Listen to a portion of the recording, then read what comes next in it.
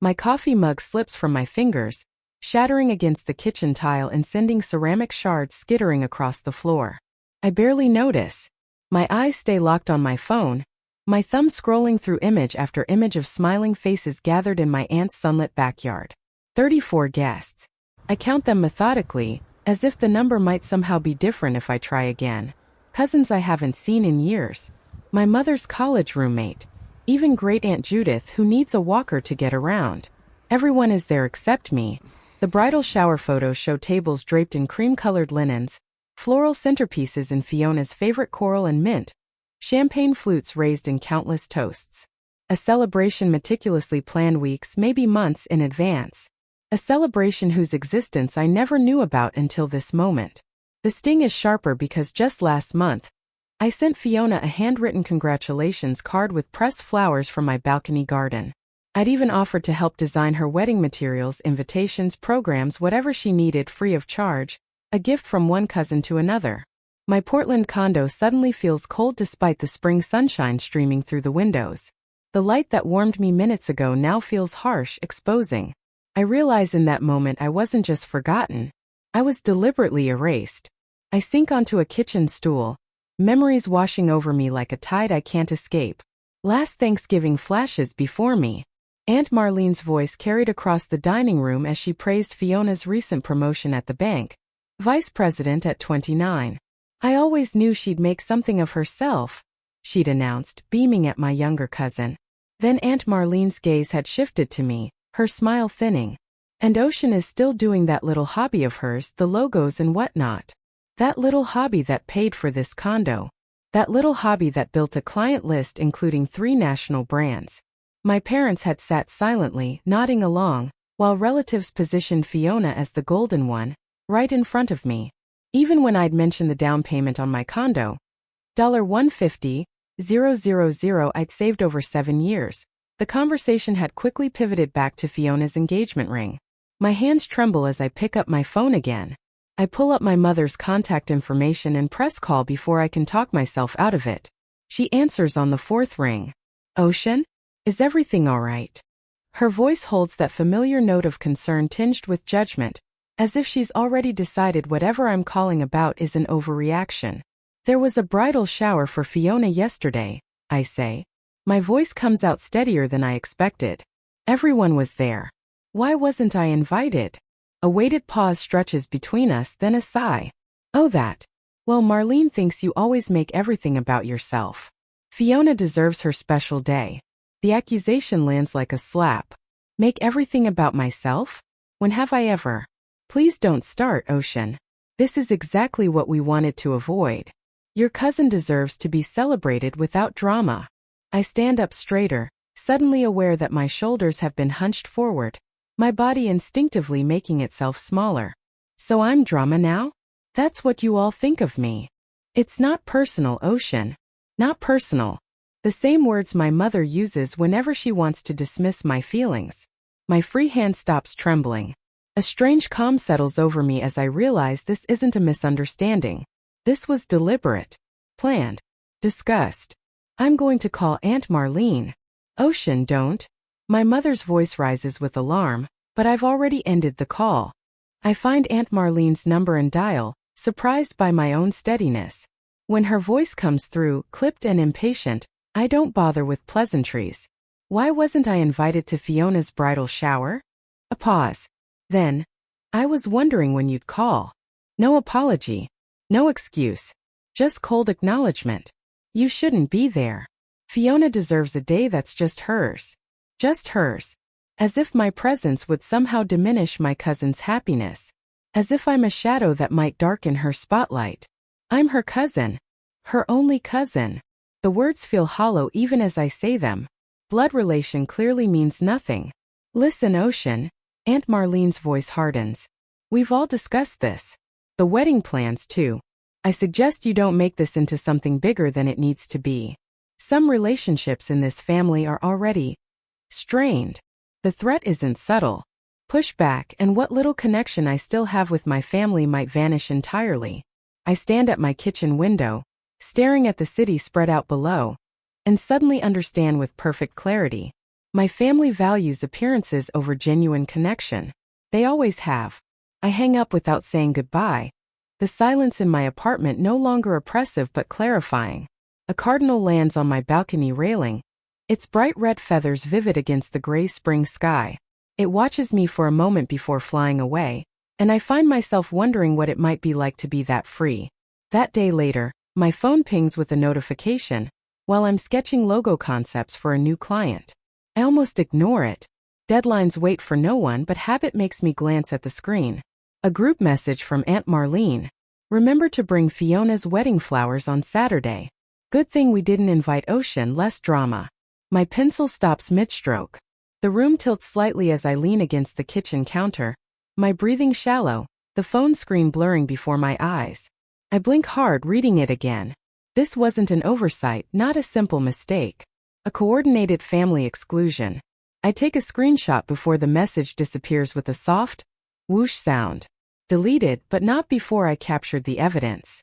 The notification shows Fiona, Aunt Marlene, and my mother. My mother. Of course. The next morning, I drive to my parents' suburban home, the screenshot burning a hole in my pocket like a loaded gun. Mom answers the door in her gardening clothes, dirt smudged across one cheek. Ocean? What a surprise. I was just about to make some tea. I follow her into the living room where she sits in her favorite armchair, settling into it with the comfortable ease of someone who feels secure in their position. I remain standing, suddenly aware of the family photos arranged on the mantel. Fiona's centered in most of them, my face half hidden in shadows or caught mid-blink. I got an interesting message yesterday. I say, pulling out my phone. Accidentally sent to me. But her face changes when I show her the screenshot. Not surprise but resignation. She doesn't even try to deny it. We all agreed it would be easier this way, she says, smoothing invisible wrinkles from her pants. Fiona deserves a beautiful wedding without complications. Complications? The word tastes bitter. You mean me? Now, Ocean, don't be dramatic, she sighs, using the tone reserved for when I'm being difficult. Perhaps you should make other plans for that weekend in May. Other plans.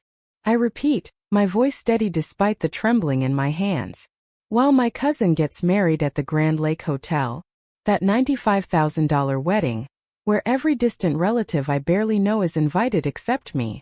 Mom's eyebrows lift slightly. How did you know about the venue? Cousin Rachel called last week asking about carpooling to the wedding. A small, cruel satisfaction blooms when I see her flinch. She assumed I'd be there. The silence stretches between us like a chasm growing wider by the second. Your father and I think it's better this way, she finally says. The whole family agrees. The whole family has been told what about me exactly? I ask, voice barely above a whisper. She looks away, fiddling with a loose thread on her sleeve. Just that you've always been sensitive about Fiona getting attention. The betrayal lands like a physical blow. Years of holidays where I sat quietly while Fiona was showered with praise. Years of watching my accomplishments dismissed while hers were celebrated with champagne toasts. You're trying to erase me from the family narrative. I say, the realization crystallizing. Everyone already believes I'm difficult because that's what you've told them. That's not true, she protests, but her eyes won't meet mine. It is true, and now I have a choice. Accept being excluded or risk losing what little connection we still have. Mom stands, crossing to the window. I hope you'll make the right decision. Your father and I have been helping with your property taxes. If you make trouble about this wedding. If I make trouble. The words escape in a harsh laugh. Like standing up for myself? Like refusing to be erased. If this is exactly why Marlene thought it best not to include you. Her voice hardens. Everything becomes a drama with you. I leave without saying goodbye, driving aimlessly for hours. 3 client deadlines pass while I sit paralyzed in my apartment, unable to focus on the simplest design tasks.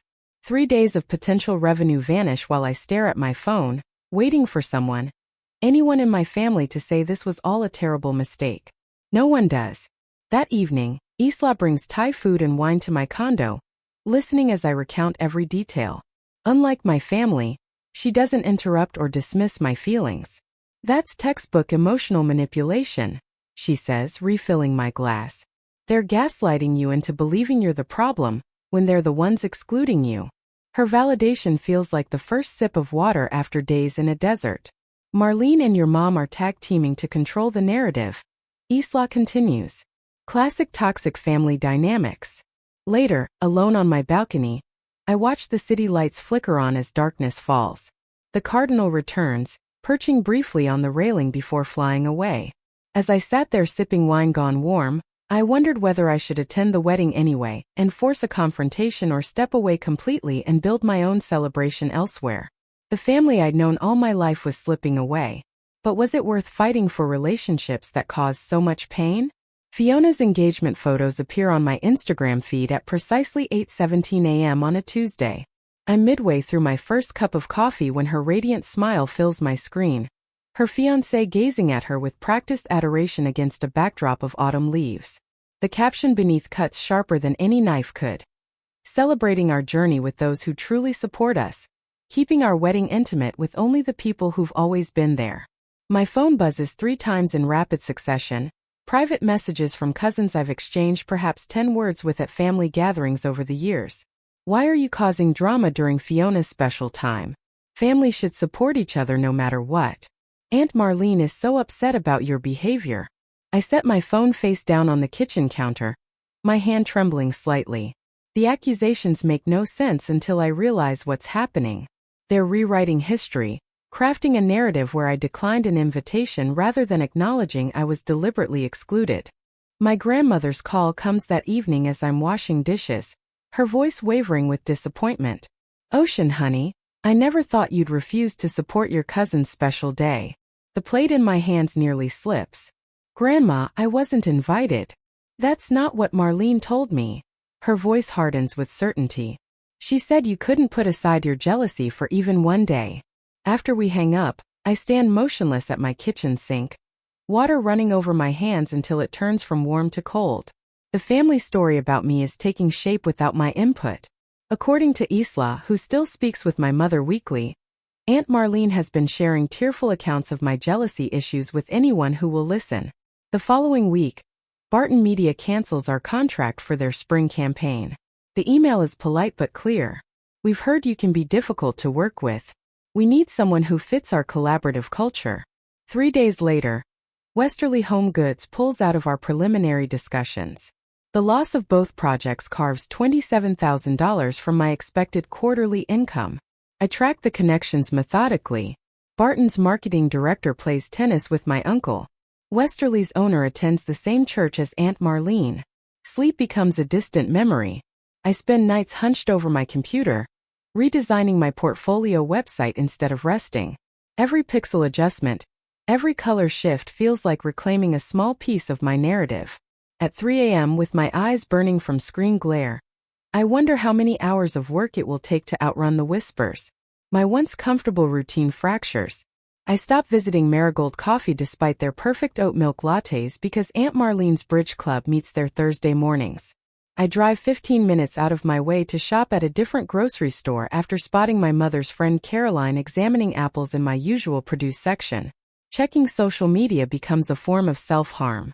Each notification triggers a physical response. Quickened pulse, shallow breathing, fingers turning cold. I start documenting every interaction with family in a leather-bound journal. Recording dates, exact wording, witnesses present. The evidence feels important somehow, though I'm not sure who I'm collecting it for. The anonymous text arrives on a Sunday morning. Some people aren't stable enough to attend formal events. Your absence is a kindness to everyone. I recognize the phrasing, Aunt Marlene's particular brand of cruelty wrapped in concern.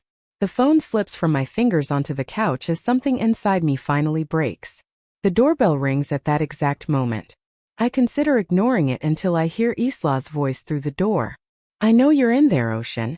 I brought Thai food and wedding magazines. She stands on my threshold, clutching a paper bag from Bangkok Kitchen and a stack of glossy publications. Her camera bag is slung over one shoulder. What are you doing here? My voice sounds hollow even to my own ears. Isla pushes past me into the apartment. Let's plan something that's actually worth celebrating. A day that's about joy, not appearances. I'm about to ask what she means when my mother's silver sedan pulls into the visitor parking space visible from my living room window. My stomach clenches. Client call in 5 minutes. I lie, reaching for my laptop as my mother knocks at the door. Isla squeezes my shoulder before retreating to the kitchen with our food. My mother enters without waiting for an invitation, her eyes taking inventory of my living space as if searching for evidence of my supposed instability. We need to talk, Ocean. She sits primly on my couch, her handbag balanced on her knees. This has gone far enough. The invitations are already printed. We're also down this. What invitations? I remain standing, suddenly aware of the power dynamics at play. Fiona's wedding invitations. She smooths an invisible wrinkle from her slacks. You need to let this go. This isn't about an invitation. The clarity in my voice surprises even me. It's about years of being treated as less than. My mother's face hardens. If you can't support Fiona's happiness, maybe you're not the daughter I thought you were. The words should hurt, but instead, they illuminate something I've never seen clearly before. I straighten my shoulders, reclaiming the full height I've spent years unconsciously diminishing around my family. I'm exactly the daughter you raised. I tell her, my voice steady. I just stopped accepting the role you assigned me. Something flickers across her face, surprise, perhaps even respect, before she composes herself. But in that moment, I realize a fundamental truth that changes everything. My worth isn't determined by family validation. It never was. Later that evening, Isla and I sit on my balcony, half-eaten Thai food between us. She scrolls through her calendar on her phone. I have a client photo shoot in Santa Barbara 3 weeks later. Come with me. We'll make it a working vacation. I could use an assistant. The offer brings unexpected tears to my eyes. While my family crafts excuses for my exclusion, my friends are creating alternatives for my inclusion. My phone chimes with a text from Thomas. Just declined my invite to Fiona's wedding. Not going somewhere my friend isn't welcome. The next morning, I wake up and speak confidently about my design business during a networking breakfast for the first time in months. 3 potential clients request follow-up meetings. Something has shifted inside me, a quiet certainty replacing the desperate need for approval. When Isla and I arrive in Santa Barbara 3 weeks later, the Pacific Ocean stretches before us like possibility itself. At a small bookshop near the marina, I meet Mateo, the owner with kind eyes and a quiet laugh who asks thoughtful questions about my design work. You should see my place at sunset, he says after our 3rd coffee together. I restored an old seaside villa just north of here. The light is perfect for someone with your eye for design. Standing on his terrace that evening, watching the sun sink into the ocean, a thought forms with unexpected clarity. What if the answer isn't fighting for inclusion in a celebration that doesn't want me? What if I wrote a different story for myself entirely? 2 months later, my phone sits on Mateo's kitchen counter, its screen displaying a half-finished invitation design.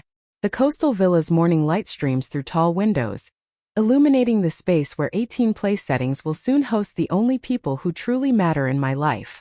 What do you think about this font pairing? I point to the screen, where elegant script contrasts with clean sans serif text. Too predictable?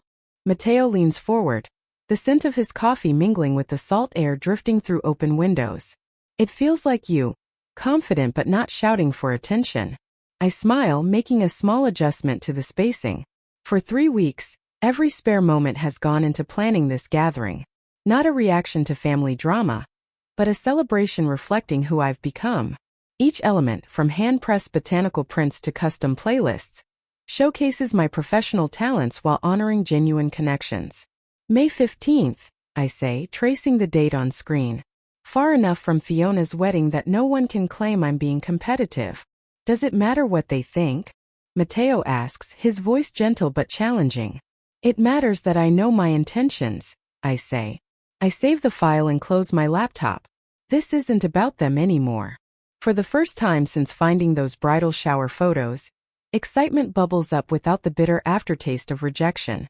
I'm creating rather than reacting, building something authentic, rather than fighting for space where I'm unwanted.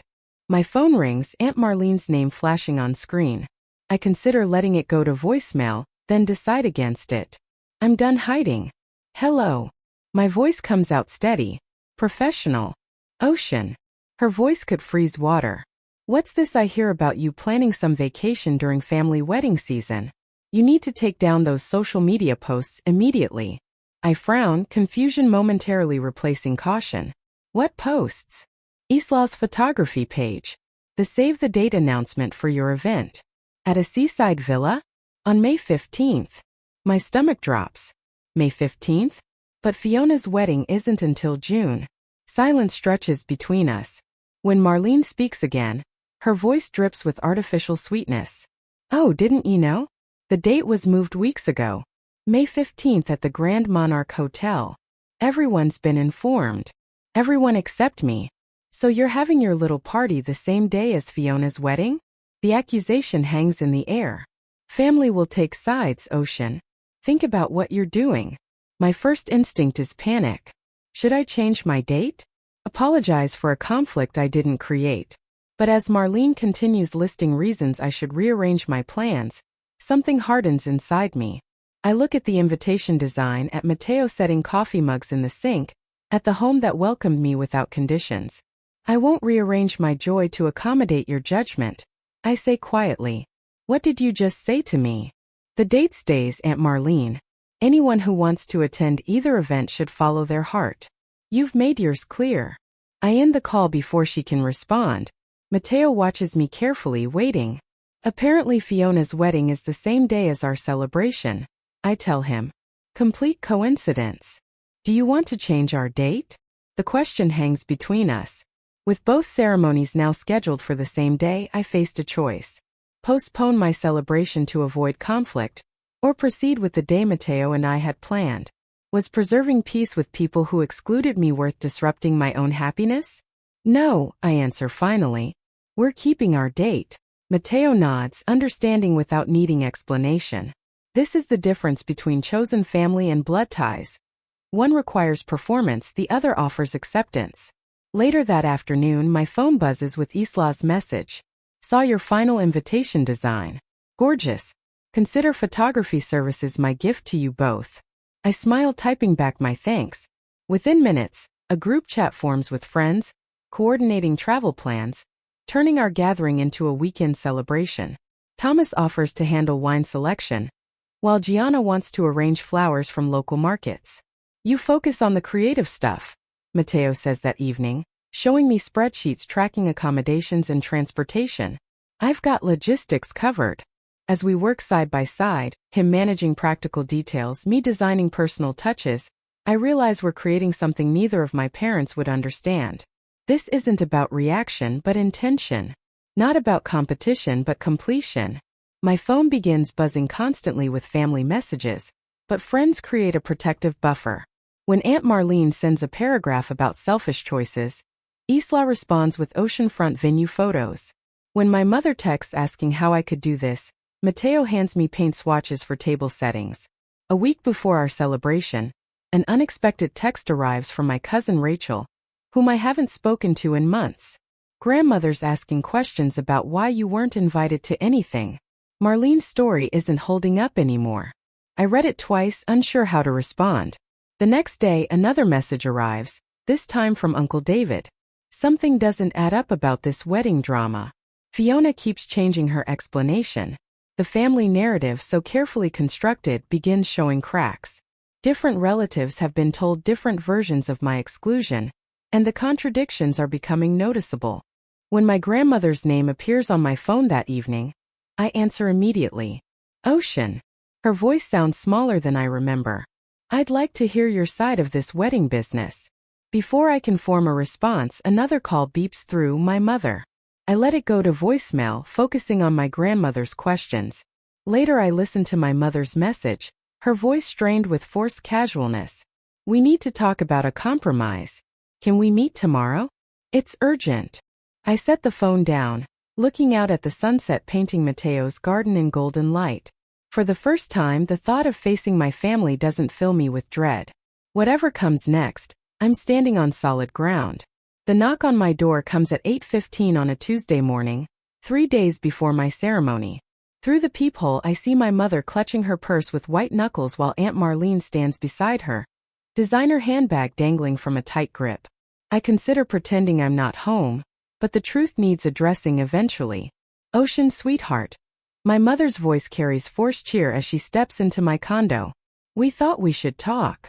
Aunt Marlene follows, her gaze sweeping critically across my living room where design samples for my ceremony with Mateo lie neatly arranged. This has gone far enough, she says, not bothering with pleasantries. I remain standing while they settle onto my sofa. The power dynamic feels different now. In their presence I no longer shrink. We'd like to propose a compromise, my mother says, hands fidgeting with her wedding ring. You can attend Fiona's reception, the evening portion only. Her eyes meet Marlene's briefly. If you cancel your party, think about how this looks to everyone, Aunt Marlene adds. 2 events on the same day divides the family, forces people to choose sides. My mother leans forward, voice dropping. Your grandmother is very stressed about this situation. At her age, this kind of family conflict isn't good for her heart. The manipulation is so transparent it almost makes me laugh. Instead, I walk to my drafting table and return with a leather portfolio. I'd like to show you something, I say, opening it to reveal watercolor sketches of an intimate seaside ceremony. This is what Mateo and I have planned. 18 guests, no formal invitations, just people who genuinely care about us. I turn pages slowly, showcasing menus I've hand-lettered, custom place settings, flower arrangements in shades of amber and sage. The date was set weeks before I learned about Fiona's wedding. I explain, voice steady. We didn't choose it to compete. We chose it because the villa has perfect sunset lighting for photography. My mother's brow furrows in confusion. But why didn't you tell us? I pull out another folder containing mock-ups of elegantly designed invitations. Invitations I never sent. I respected your decision to exclude me. I didn't think you'd want to know. She looks genuinely stunned. Ocean. We never meant. I'm not asking anyone to choose, I interrupt gently. You made your choice months ago. This celebration isn't about Fiona. I close the portfolio. It isn't even about you. Aunt Marlene stands abruptly, pacing toward my wall where client projects hang alongside ceremony plans. This doesn't change anything, she insists. Playing dress-up won't change that Fiona's wedding is the real event. I feel something snap inside me. Not in anger but in clarity. I'm not playing anything, Aunt Marlene. I'm living authentically while you're performing. I gesture toward my portfolio. These designs aren't pretend. They're my profession. The profession you've dismissed as that little hobby for years. I slide a brochure across the coffee table. This is my wedding portfolio. 3 national brands have hired me based on these designs. While you were telling everyone about my jealousy issues, I was building a business that pays for this condo.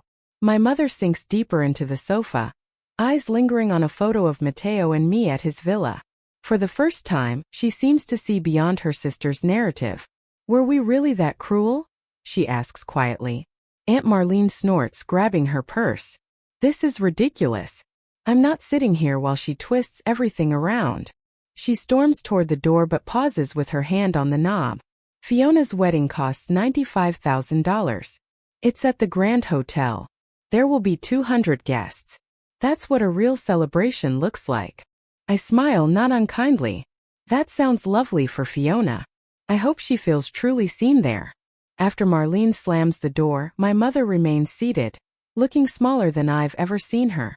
You taught me I wasn't worth including. I tell her, voice soft but firm. I taught myself I was worth celebrating. She opens her mouth to respond, but her phone chimes with a text. She reads it, face paling slightly. What is it? I ask. Your cousin Deborah is asking if she can come to your ceremony instead of Fiona's. She looks up, bewildered. How does she even know about it? I shrug. People talk. The same way they talked about excluding me. After my mother leaves, promising to think about everything, I water my balcony garden, wondering which ceremony she'll attend. Feather. My phone rings just as the sun slips behind downtown buildings. Ocean. Mateo's voice sounds excited. You won't believe this. That wedding blog I told you about, Modern Celebrations, they want to feature our ceremony. They love the idea of an intimate designer's wedding that focuses on authenticity over extravagance. I lean against the railing, watching a cardinal land nearby. The same vibrant red as the one I'd seen the day I discovered the bridal shower photos. The story was shifting in ways I never anticipated. I whisper more to myself than to Matteo. For the first time since this all began, I feel neither sad nor angry, just free. 7 weeks after our ceremony, I nearly drop my phone when Matteo shows me the statistics. 80,000 likes on our wedding photo. The number seems impossible. Yet there it is on the screen, along with hundreds of comments praising our authentic celebration of love. Look at this one, Matteo says, pointing to a comment from a popular design blogger. Ocean's attention to meaningful details rather than empty extravagance redefines what a modern ceremony can be. I laugh softly, remembering all the family gatherings where I sat silently while relatives fawned over Fiona's conventional choices. Now strangers are celebrating my vision, while my family's grand hotel wedding has faded into the background of social media memory. My design business calendar now bulges with appointments. 3 major brands have reached out since the wedding feature went viral, tripling my client base overnight. Yesterday, an editor from California Wedding Quarterly emailed about featuring our ceremony, specifically requesting an interview about my design work. The irony? I tell Matteo as we sit on our balcony watching the sunset paint Portland's skyline. They excluded me to keep me from stealing focus. And now, the doorbell interrupts my thought. A courier delivers a cream-colored envelope with Aunt Marlene's distinctive handwriting. Inside, a terse letter demands I decline the magazine feature, out of respect for Fiona's privacy during this difficult time. My hands should be shaking. 7 weeks ago they would have been. Instead, a calm clarity washes over me as I tuck the letter back into its envelope. What will you do? Matteo asks, his voice gentle. I walk to my desk and pull out a copy of the magazine that featured my design portfolio last month. I slip it into a mailing envelope with a note I've composed without hesitation. I'm not competing with Fiona. I'm completing my own story. Note: no anxiety floods my system as I seal the envelope. No desperate need for approval tightens my chest. The transformation still surprises me, how completely I've stopped seeking validation from people determined to withhold it. 2 days later, Isla calls with news that sends me spinning through our apartment. The showcase is confirmed, she announces. 30 designers and you're the headliner. My friends have organized a rewritten design showcase at a restored estate near Seattle, featuring artists who've reimagined traditional approaches. The event emphasizes authentic connection over manufactured perfection, substance over performance. At the opening reception, Isla raises her glass. To writing ourselves into stories worthy of our lives. She toasts, and the room erupts in applause. I stand among people who celebrate rather than diminish my vision, and the contrast to family gatherings couldn't be starker. The following month, Matteo and I move into a modest apartment overlooking downtown. The space is smaller than my condo, but filled with light and possibilities. My calendar now includes speaking engagements about authentic design, alongside client meetings with companies that value substance over flash. I'm arranging prints for my office wall when the doorbell rings. When I open it, Aunt Marlene stands there with Fiona slightly behind her, hesitant. We need to talk, Marlene says, pushing past me into the apartment. This has gone far enough. Fiona looks uncomfortable as Marlene continues. Was all this necessary? The magazine? The showcase? Were you so determined to make a point? I study their faces, Marlene's flushed with anger, Fiona's pale with uncertainty, and feel a surprising wave of compassion. You think this is about you? I ask quietly. It's the first time I've celebrated without worrying how you twist it. That's all. They leave shortly after, Marlene stiff-backed and silent, Fiona with a backward glance I can't quite interpret. As I watched them leave the showcase, I wondered if healing family wounds requires both sides to acknowledge the injury, or if sometimes the healthiest path is to simply tend your own garden and let others make their choice. What would you do? Work to repair relationships that cause such pain? Or focus on nurturing the connections that helped you bloom? The silence they left behind was different this time. It wasn't the cold, oppressive silence of exclusion, but a quiet, humming space of my own making. I looked around the apartment, at Matteo's sketches pinned to the fridge, Isla's candid photo of us laughing on the Santa Barbara terrace, the vibrant throw pillow Thomas had insisted on buying because it matched my eyes. This was my evidence. Not of a fight but of a life built. My phone buzzed on the counter. A new email. The subject line read, California Wedding Quarterly Interview Confirmation and Questions. I opened it, a small smile touching my lips. The editor, a woman named Clara, had attached a list of thoughtful, detailed questions about my design process, my inspiration for the seaside ceremony, and my philosophy on substance over spectacle. I was drafting a reply when my grandmother called again. This time her voice wasn't wavering with disappointment, but was sharp with a new pointed curiosity. Ocean. Marlene is over here, and she's telling me you sent some kind of magazine to her house. I could hear Aunt Marlene's indignant huff in the background. Was that necessary? It was a response to a letter she sent demanding I cancel a feature about my work, Grandma, I said, my voice calm. I thought she might like to see the kind of work my little hobby produces. A long silence. Then, she said you were flaunting it, rubbing her nose in it. I'm running a business, Grandma. This is publicity. It's not about her. Or Fiona. I took a breath. The invitation to my celebration still stands. For you. The time and address are on the last page of the magazine. I heard the rustle of pages. You designed all this? Her tone had shifted from accusatory to something closer to awe. I did. Another pause. Marlene said you were trying to upstage Fiona on purpose. Fiona's wedding was moved to my date, Grandma, not the other way around. I didn't know. The truth, laid out simply, hung in the air between us, thousands of miles of phone lines suddenly feeling very thin and clear. I see, she said quietly. The line went dead a moment later. The next day a package arrived. Small, wrapped in brown paper. Inside was my grandmother's vintage pearl necklace, the one she'd always said would go to Fiona because it suited her classic style. Tucked beside it was a note in her shaky script. For your celebration. It will look lovely with what you've designed. I won't be able to make it, but I'll be thinking of you.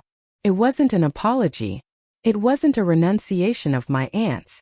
But it was an acknowledgement. A crack in their unified front, and it felt more significant than any victory. The morning of May 15th dawned clear and bright over the villa. There was no frantic energy, no drama. Just a deep, steady sense of rightness.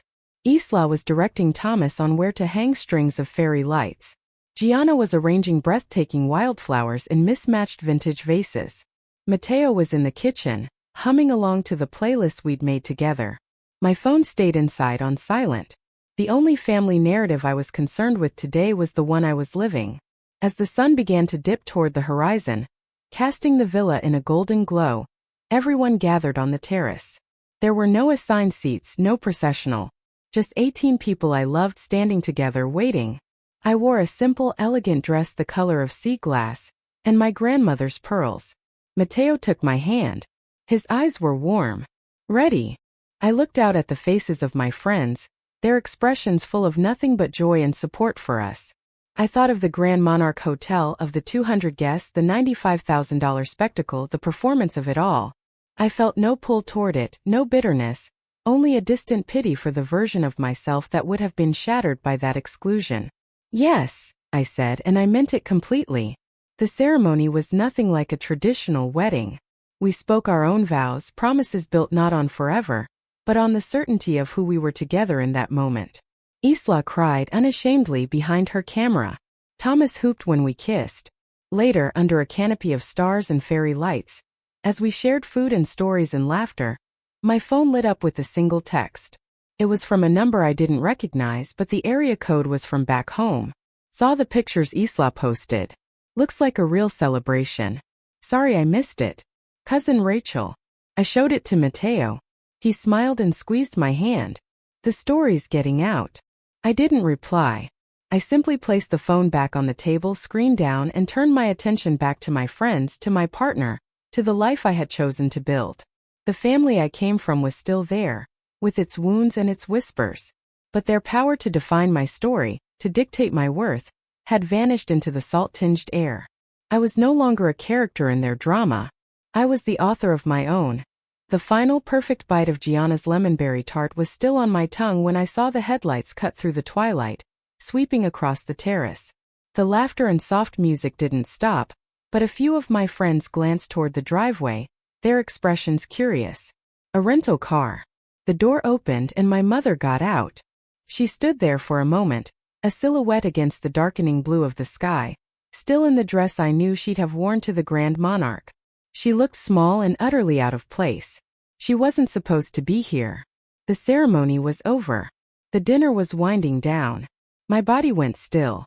Mateo's hand found the small of my back, a steadying pressure. "Do you want me to?" he murmured. I shook my head. "No. It's okay." I walked to the edge of the terrace, meeting her at the bottom of the stone steps. The sounds of my party, Isla's laugh, the clink of a glass, the soft folk song on the speakers, felt a million miles away. She looked up at me, her eyes taking in the fairy lights, the long table littered with empty plates and wine glasses, the easy, intimate way my friends were draped over chairs and each other. Her gaze lingered on the pearl necklace at my throat. Her expression was unreadable. A complex map of exhaustion, defiance, and something that looked strangely like loss. "Mother. The hotel was." She began, then stopped, shaking her head as if to clear it. It was beautiful. The floral arrangements were exquisite.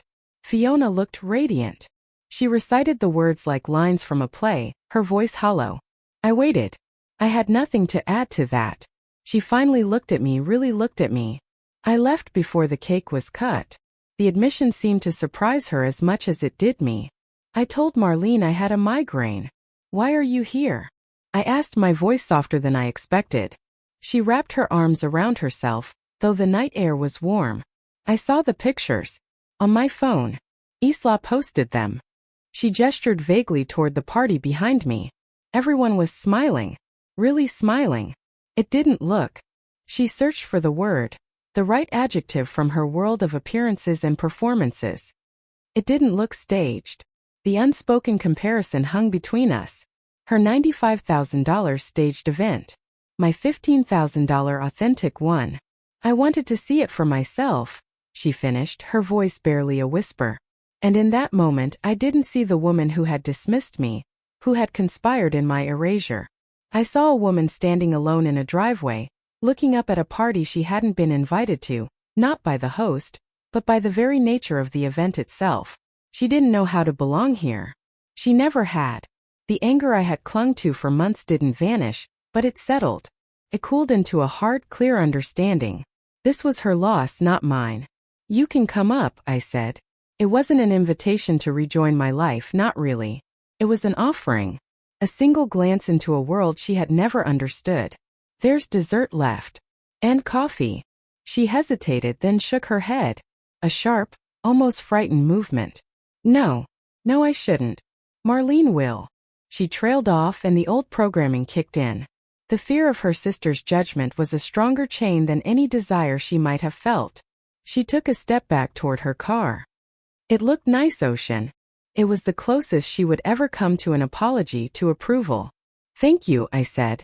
She paused, her hand on the car door. "Your father?" He asked how it went. She didn't look at me. I didn't know what to tell him.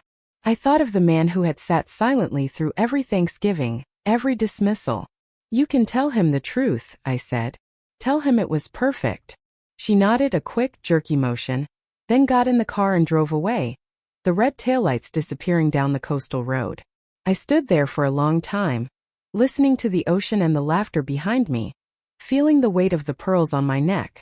The two worlds had touched, just for a moment, and then they had parted again. There was no grand reconciliation, no tearful embrace. There was just a choice made and a choice respected. When I walked back to the table, Mateo handed me a fresh glass of wine. He didn't ask. He just put his arm around me. Isla caught my eye from across the table, a question in her raised eyebrow. I gave her a small, sure smile and shook my head. It was over. Later, as we cleaned up under the stars, the reality of it settled into my bones. I hadn't won a battle. I hadn't defeated anyone.